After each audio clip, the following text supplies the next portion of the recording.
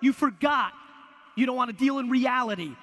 All my friends talking about all these changes and Brexit and presidential, you have to deal with the reality of the situation. Dwelling and pondering and crying doesn't do shit, and it especially doesn't do shit in this echo chamber. In this arena, there is no crying. You can cry, you're just gonna lose. And I have bad news about complaining and crying. Let me tell you something about complaining and crying that's really, really gonna hurt for all you complainers out there. Nobody gives a shit.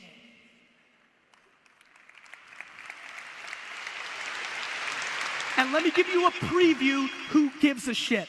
The following people give a shit when you complain. The other losers around you,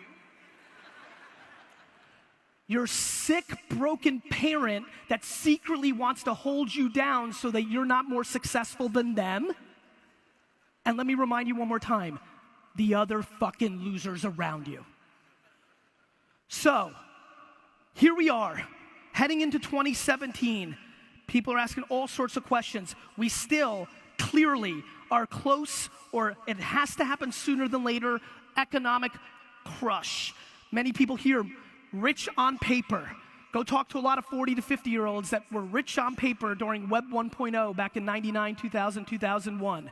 It's sitting, it's flustering, it's here, it's upon us, and now we have to, more than ever, we have to start deploying self-awareness.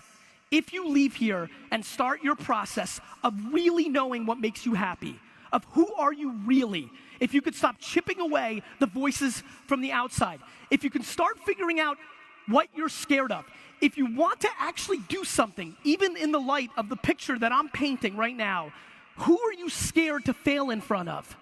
The reason so many of you are not doing what you want to do is you're scared to fail in some. You're scared that your brother will judge you, your wife, your girlfriend, your husband, and most scary, your mom or your dad. You need to eliminate that and/or own that fear and put yourself in a position to succeed. Because with all of this, we are now in the greatest era. For the first time ever, with no fucking money, with no goddamn connections, this can put you on the map. If you're good enough, if you are good enough to be up here, to make bling bling, if you are good enough, nobody's stopping you. Not fucking Donald Trump, not the fucking Russians, nobody. If you are a minority, if you are a female, if you are a transgender, if you're a fucking alien, the market doesn't give a fuck. If you make the best shit, you will win.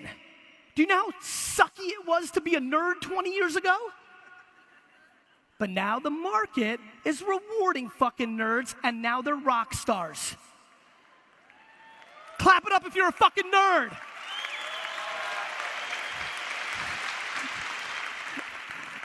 The best part about that was some dude was clapping for it, and I said, clap it up if I'm a fucking nerd. He was like, that's awesome. I don't know. I'm so grateful. I was born in the Soviet Union.